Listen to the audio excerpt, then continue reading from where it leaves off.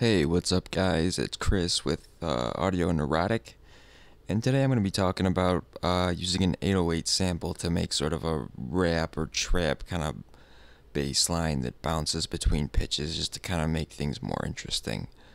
Um, I guess to start off with, let me show you what we don't want to do. Okay, so if we were to create a new track here, and let's just put in some notes. So we'll do this like that, and so that sounds like this.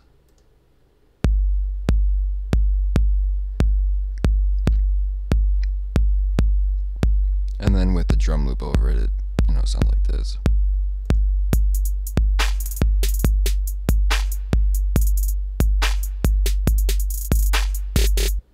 Which is fine, I mean, don't get me wrong, but it's not particularly interesting.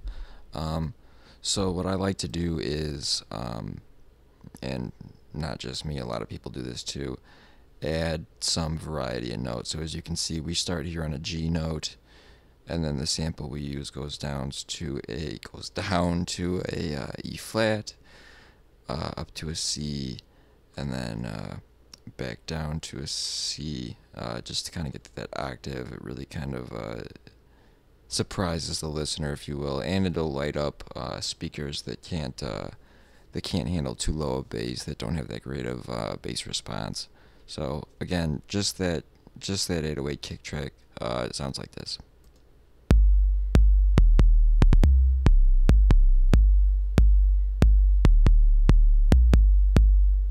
Okay, so pretty cool. And one thing I forgot to do when I was setting this up is set this. This is really important. You want to set the voices to 1, because you really don't want more than one instance of your bass sound playing at once. For reasons I'm not going to get into, you can look it up yourself.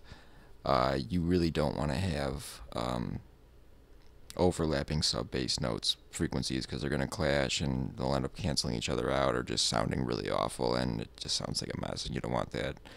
I'm also going to cut the tail off this release here just for good measure. So, and again, that sounds like this.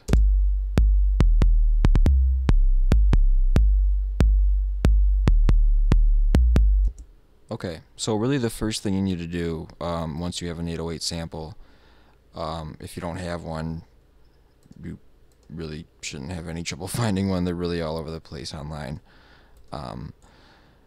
And if so, you need to really determine what key it's in, or what note it is. And this particular sample I use all the time, and I happen to know that it's a G note. But if you're not sure, what you can do is slap an EQ on there, and if you're using Ableton, down here it'll tell you sort of where the note falls. So if we play this,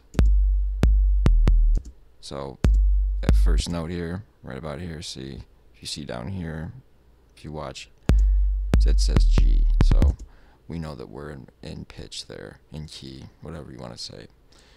Okay, so after you've done that, once you have it the right root key defined, and it's going to be different in different samplers, just whatever you use.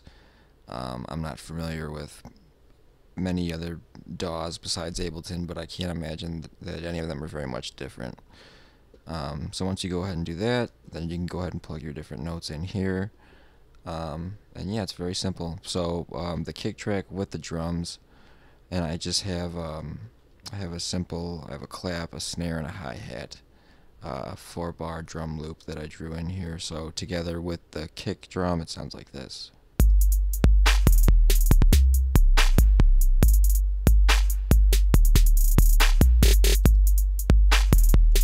Okay, so yeah, pretty standard rap, hip hop, dirty south, trap, whatever you want to call it, sound. So and then I also just put together a little bit of a melody, and then stuck a pad on it just to kind of give it more depth.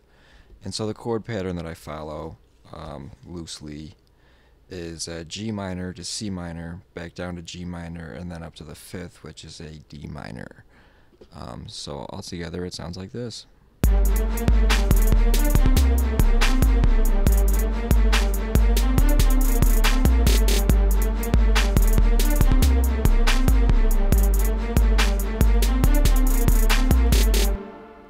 Okay, so there's that.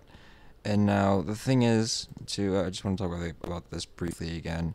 So this starts on a G, and then drops down to a E flat, which isn't part of our G minor chord, but it is still in key. I guess if you wanted to be some sort of purist, you could use something like, you could use like a D here or something if you really wanted to, because I guess the notes, having a D and then a D sharp would clash, but I mean, you're really not going to be able to. It's not going to make a huge difference, because this is sub bass we're talking about here. This isn't any kind of lead sound. So there's that. And then with the second chord, we drop down to a C, which hops up to a C octave, and then back down like I talked about before, which just kind of adds some bounciness and some fun for your listener. And then the G, which is of course part of our G minor chord, or excuse me, C minor chord.